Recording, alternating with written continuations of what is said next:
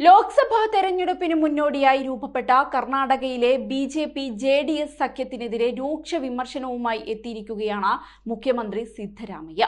കോൺഗ്രസ് ജനങ്ങൾക്ക് നൽകിയ വാഗ്ദാനങ്ങളെ എതിർക്കുന്നുവെന്ന് ആരോപിച്ച് ജെ.ഡി.എസ് സംസ്ഥാന പ്രസിഡന്റ് എച്ച്.ഡി. കുമാരസ്വാമിയെയും ബി.ജെ.പി. നേതാക്കളെയും അദ്ദേഹം വിമർശിക്കുന്നുണ്ട്.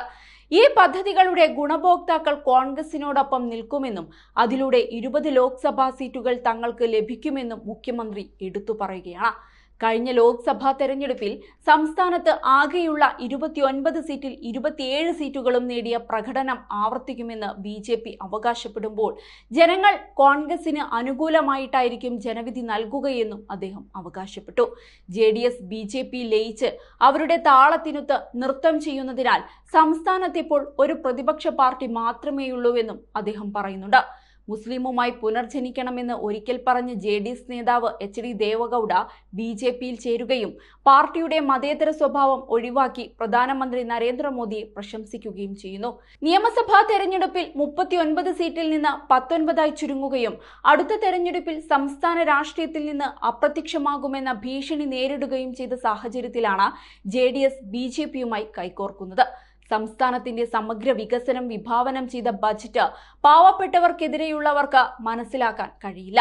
സംസ്ഥാനത്തിന്റെ വിഹിതമായ 1.87 ലക്ഷം കോടി കേന്ദ്രം തങ്ങൾക്ക് നൽകിയാൽ ഞങ്ങൾ വികസനം കൂടുതൽ വേഗത്തിലാക്കുമെന്നും മുഖ്യമന്ത്രി പറയുന്നുണ്ട്. മലവള്ളിയിലെ 370 കോടിയുടെ വികസന പ്രവർത്തനങ്ങൾ ചൂണ്ടിക്കാട്ടി ജെ.ഡി.എസിനെയും ബി.ജെ.പിയെയും പോലെ വാക്കുകൾ പാലിക്കുന്നതിൽ കോൺഗ്രസ് സർക്കാർ പരാജയപ്പെടില്ലെന്നും മലവള്ളിയുടെയും മാണ്ഡ്യ ജില്ലയുടെയും വികസനത്തിന് സർക്കാർ എന്നും ഒപ്പമുണ്ടാകുമെന്നും മുഖ്യമന്ത്രി എടുത്തു പറഞ്ഞു. ശക്തി പദ്ധതി പ്രകാരം 155 കോടി സ്ത്രീകൾ സൗജന്യ ബസ് സർവീസ് ഉപയോഗിച്ചിട്ടുണ്ടെന്നും കേന്ദ്ര സർക്കാരിന്റെ നിസ്സഹകരണം വകവയ്ക്കാതെ അന്നാഭാഗ്യം തുടരുകയാണെന്നും അദ്ദേഹം അവകാശപ്പെട്ടു. അതേസമയം കഴിഞ്ഞ ദിവസം സിദ്ധരാമയ്യക്കെതിരായ ക്രിമിനൽ നടപടികൾ സ്റ്റേ ചെയ്ത് സുപ്രീം കോടതി ഉത്തരവിറക്കിയിരുന്നു. 2022 ബി.ജെ.പി. സർക്കാരിനെതിരെ നടത്തിയ പ്രതിഷേധ മാർച്ചുമായി ബന്ധപ്പെട്ട കേസിലാണ് സുപ്രീം കോടതി നടപടി. ഫെബ്രുവരി 6 കേസ് റദ്ദാക്കണമെന്ന ഹർജി കർണാടക ഹൈക്കോടതി തള്ളിയിരുന്നു. ഇതേ തുടർന്ന് സിദ്ധരാമയ്യ സുപ്രീം കോടതിയെ സമീപിക്കുകയായിരുന്നു. മുഖ്യമന്ത്രി സിദ്ധരാമയ്യ, കോൺഗ്രസ് ജനറൽ സെക്രട്ടറി രൺദീപ് സിംഗ് സുർജേവാല, സംസ്ഥാന മന്ത്രിമാരായ എം.ബി. പാട്ടീൽ, രാമലിംഗ റെഡ്ഡി എന്നിവർക്ക് 10,000 രൂപ പിഴ ചുമത്തിയ ഹൈക്കോടതി ഉത്തരവും സുപ്രീം കോടതി റദ്ദ് ചെയ്തിട്ടുണ്ട്.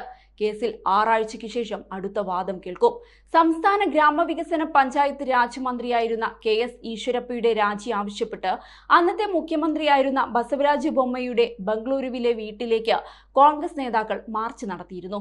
ഈശ്വരപ്പ 40% കമ്മീഷൻ ആവശ്യപ്പെട്ടെന്നാരോപിച്ച് കരാറുകാരൻ സന്തോഷ് പാട്ടീൽ ആത്മഹത്യ ചെയ്തതിനെ തുടർന്നായിരുന്നു ആ മാർച്ച്.